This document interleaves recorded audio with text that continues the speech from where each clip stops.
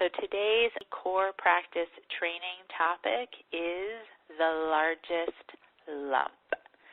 Yep, that's right. That's what I said, the largest lump. So take a moment and write that down. So where this came from for myself was the year that my business crossed the $500,000 mark. And so I took myself through a self-assessment, just looking to be able to understand what had taken place. Because one of the things that I did understand at the end of that year was that I was very tired. And so I looked back over the year, and basically what had supported me in bringing my business across the $500,000 mark was a program at that time which was called the Energy Rich Business Boot Camp. Here was this great result that I felt very accomplished about, and here was this path of how I got there that I did not feel so great about. So I chose to, at that time, then work with a mentor to help me figure this out, and sadly that mentor was not very helpful.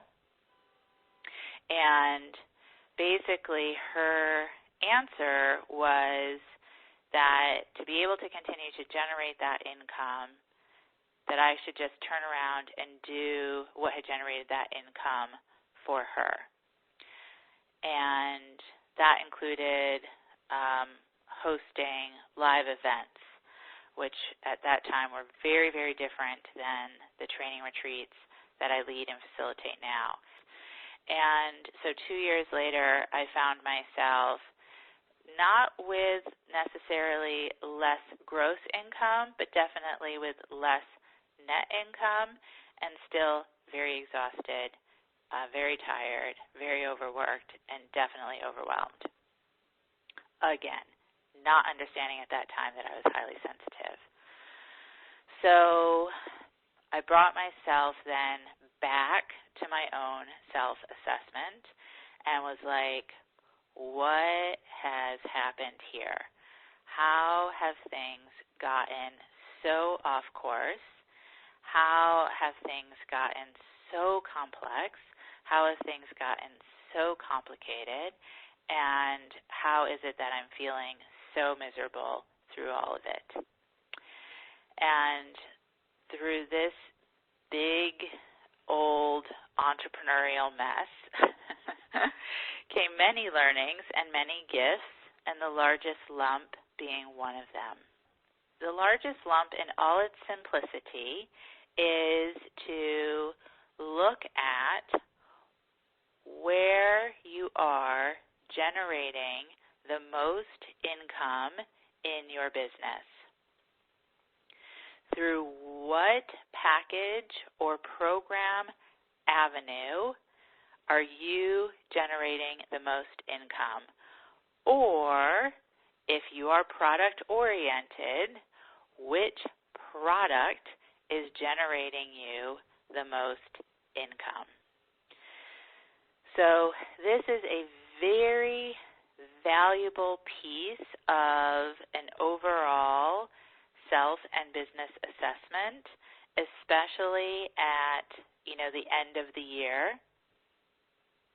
So it doesn't need to be complicated, but it's simply about just looking at your numbers and seeing, okay, just what income has come from which avenue, again, which package or program, and literally just laying it out and seeing what is the highest generating avenue. And then from there, looking at how you can continue to build upon that largest lump. And that's the most important piece. So I want you to write that down. How can you build upon that largest lump, the most income generating largest lump? Now, sounds simple, right? So how in the world can this possibly be a whole teaching? What's the deal here? Well, Because here's what I found through my own experience and then through the work that I was doing with other entrepreneurs, it seems like the obvious answer. Oh, the majority of my income is coming from the mama package. So let me then gear my marketing more towards the mama package. How can I build upon the fact that most people seem to be attracted to the mama package? Again, seems obvious, seems simple. However, that is not what most entrepreneurs tend to do. And, as I shared, it's not what I did either. So what do most entrepreneurs tend to do? Well, things are going well. Income's being generated. You've got a largest lump that's happening, whether you're aware of it or not. And where does the mind wander to? The mind tends to wander to what can I create next? What can I do next that's newer, that's shinier? And so then the entrepreneur tends to divert their attention and energy away from the largest lump, looking to some new, shiny package, product, something new to do, because this is feeling old, this is feeling too much, this is feeling exhausting, this is feeling boring, and couldn't I be doing something bigger and better? And that is such a mistake. It's such a mistake from a logistical and practical aspect, which I'll talk about a little bit more in a minute, but it's also a mistake, especially for highly sensitive entrepreneurs, because what a highly sensitive entrepreneur is often so desperately seeking is a sense of safety, is a sense of security. And being a highly sensitive who's attracted to being self-employed, we've set ourselves up for this weird dichotomy of being involved in an ongoing process of self-employment that's consistently shaking up any sense of safety, any sense of security. The largest lump is the way to a safe, secure foundation as a highly sensitive entrepreneur. Now, let me go back to my own experience as an example. I looked at, through assessment, what could be reconfigured so that I could keep what was working, I could release what wasn't working so well, and I could create differently based on what I now know. And so at that time, in 2012, then the Business Boot Camp became the 6-month program. When I launched it, lo and behold, immediate success. I believe I marketed it at the end of December and was really instant enrollment. But again, what most entrepreneurs tend to do is they actually look away, look in a different direction. And rather than going for building upon the largest lump, they turn their attention into starting another random little lump. So how do we use the wisdom of the largest lump in your business as an ongoing, tangible piece of assessment? Well, like I said, end of year is definitely a fantastic time.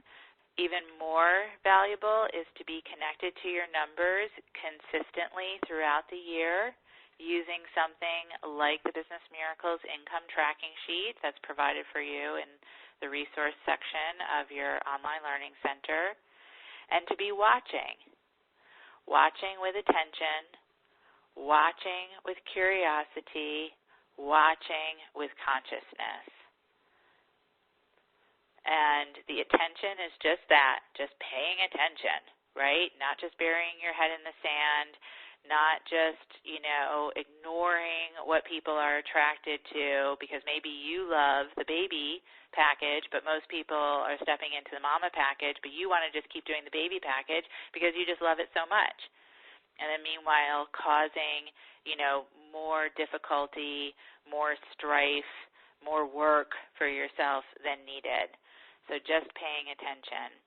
And then curiosity about why.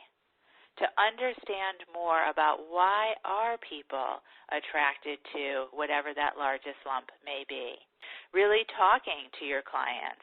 Or maybe when a new client or a renewing, continuing client enrolls in the largest lump, like asking them, oh, that's so exciting. Tell me why this package? What's attracting you to this program? Or, again, translating this into products, right? If you are working with a larger client base, send out a survey. We noticed that this was our highest selling product. If you bought this product, we'd love to hear why. If you'll give us 3 seconds of your time to answer, then you'll be entered into a raffle and you'll win one of the products that you love the most. And just being in curiosity to understand more about what is speaking to people.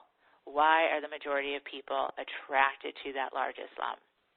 And then consciousness, right? To be very conscious and also conscientious, which is one of our HSE strengths, about how and why not only are people attracted to this particular program package product, but what service is being provided. Right? How is it that this program, that this package is really making a difference for people?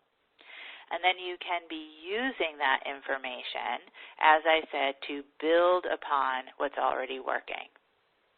You can begin to actually use that information in your marketing. You can begin to more consciously bring that particular largest lump to the forefront so that people are, seeing it easier, more quickly as a first choice. Lots of ways that you can work with that. Maybe it's an adjustment that you decide to make in your program guide. Maybe you speak to clients who are in that particular package, within your newsletter. Maybe you hold a teleclass or give a presentation that's specifically about, aspects of that package, what the content that's covered in that package. Or again, product, right? And then to keep building upon that. And if needed, as was my situation, where the package or the program or product needs to shift, needs to adjust in some way to accommodate for growth, then you can make adjustments rather than just canceling out, walking away. Largest lump. To build off of what's already working. Now, just before we wrap, I just want to give some examples of little lumps that specifically HSEs feel tempted to divert their attention to. So, one that I hear a lot is a group program, right? So maybe you've just really gotten your practice to a full capacity or practically a full capacity, and it's like, oh, okay, yeah, and so now I'm going to do a group program. We will also acknowledge that the group program is often very tantalizing and attractive even before the practice has been filled. Also, what I hear a lot are things like ebooks, online courses, I also hear things like creating, passive income through creating other various types of products. I hear things like writing a book. I hear things like starting to sell paraphernalia. That suddenly the business needs T-shirts. It needs hats. It needs stickers. It needs yoga gear. And those are just some examples of what can feel suddenly very exciting, tantalizing as a little lump distraction. And not that there isn't value in any of those tantalizing little lumps that I just listed. The key is, are we in full attention? Are we in full curiosity? Are we in full consciousness and conscientiousness when making the choice about what to create next? And if you are not paying attention, if you are ignoring or completely oblivious to the largest lump, then no, we are not. We're not in full attention. We're not in full curiosity. We're not in full consciousness. And we are absolutely on the brink of creating so much more difficulty for ourselves, as I did. But as you do not need to. So now everything that I do from, that point forward in 2012 is always about, for me, working off of what's working and building up from the largest lump rather than distracting and going down and being pulled off course by a little lump. Okay? So the action for you to take away from this core practice training is review your numbers. Pay attention. From a place of curiosity, what's your largest lump? And how can you continue to increase that largest lump?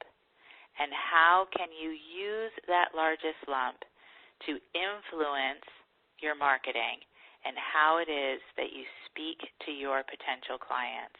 Because if the majority of your current ideal clients are attracted to that largest lump, then of course your new incoming sacred contracts, potential clients, are also going to be attracted. So let's create and speak to that attraction sooner rather than later, saving yourself a lot of time, a lot of energy, a lot of headache, a lot of exhaustion, and a lot of overwhelm.